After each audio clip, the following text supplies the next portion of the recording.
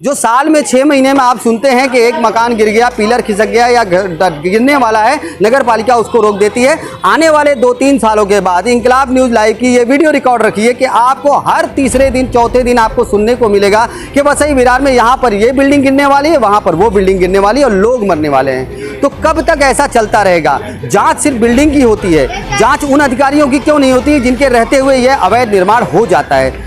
इसलिए जांच का विषय बनता है कि कोई बिल्डिंग गिरी, मकान गिरा, लोग मरे तो उसकी जांच बैठती है। तो जांच में सिर्फ इतना ही होता है कि ये बिल्डिंग गिरी कैसे।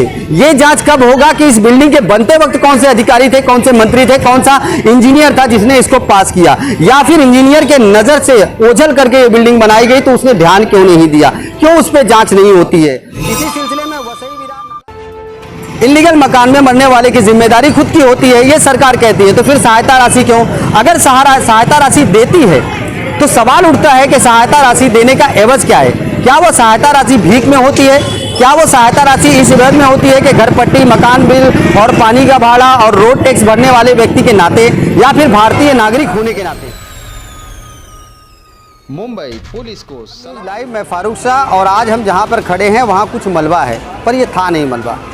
इसकी एक पिलर खिसक गई जिसकी वजह से खतरा को देखते हुए महानगर पालिका अधिकारियों ने आनन फानन में आ करके बिल्डिंग को खाली करा करके तोड़ के और उसको गिरा दिया गया ताकि इसमें कोई बड़ी दुर्घटना न हो। लेकिन अब ज़रा गौर से इस बात को सोचिए कि कब तक ऐसा चलेगा। मियाद होती है हर एक चीज़ की, और इसकी भी मियाद पूरी होने वाली थी। लगातार लगभग पिछले 10-15 सालों के अंदर लगातार बड़े से बड़े अवैध निर्माण लगातार चालू रहे, और इस चालू अवैध निर्माण को उन अधिकारियों ने नज़रअंदाज किया, और आने वाले अधिकारी अब उसको बचाने के चक्कर में लगे हैं। और ये बचाने का क्या मकसद है? बस गरीबों को घर से बाहर कर दो और उसको तोड़ करके गिरा दो, बाकी का क्या करना है।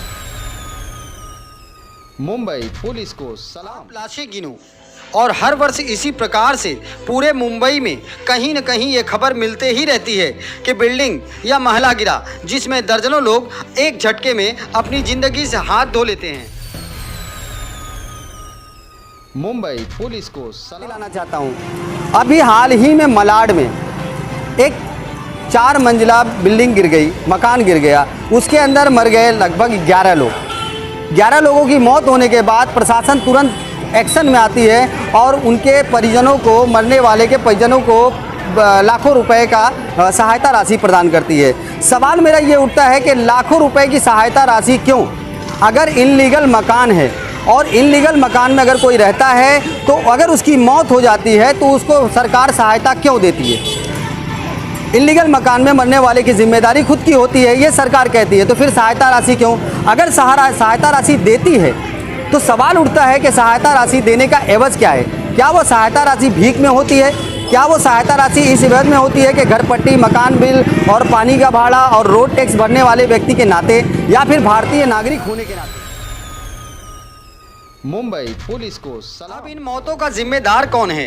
तो आप जान लें कि हकीकी जिम्मेदार तो वही लोग होते हैं जो इस प्रकार के इल्लीगल तरीके से बने मकानों में रहते हैं। तो जब मरने वाला खुद जिम्मेदार है तो फिर प्रशासन की तरफ से मुआवजा क्यों?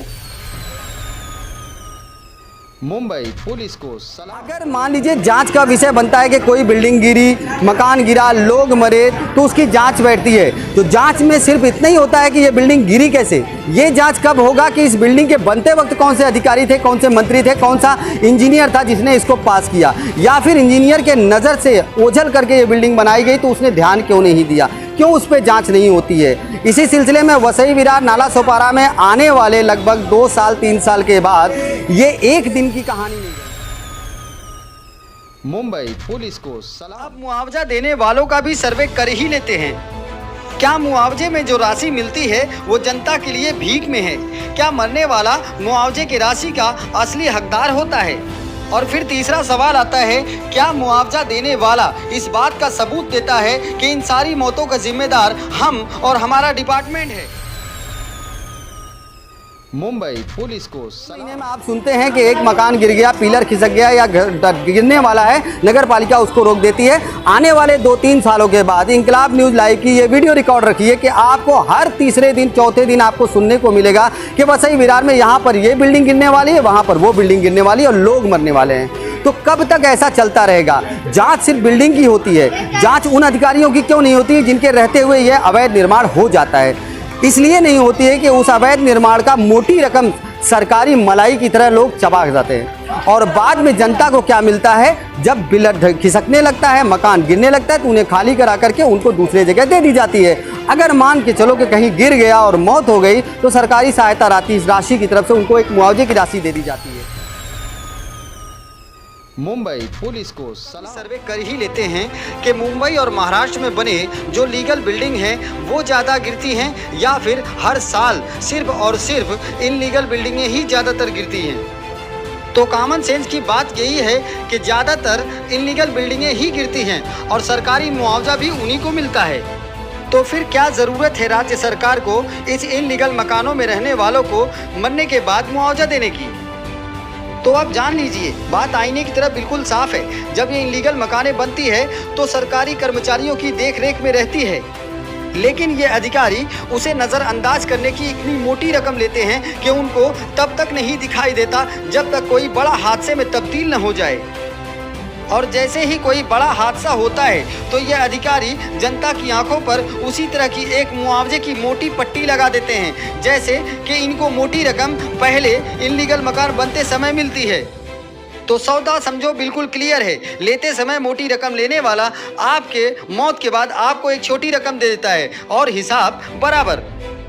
और मलाड की ये तस्वीर इसी बात का प्रमाण है।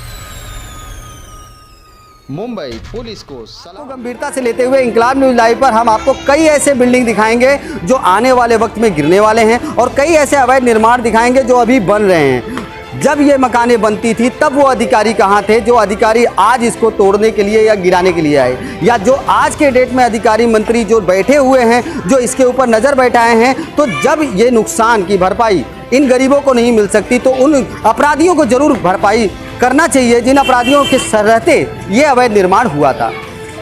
मिलेंगे अगले एपिसोड में कुछ ऐसे ही तीव्र बातें लेकर के जो तीखी होंगी लेकिन हक की होंगी। आप देख रहे हैं इंकलाब। मुंबई पुलिस को सलाम।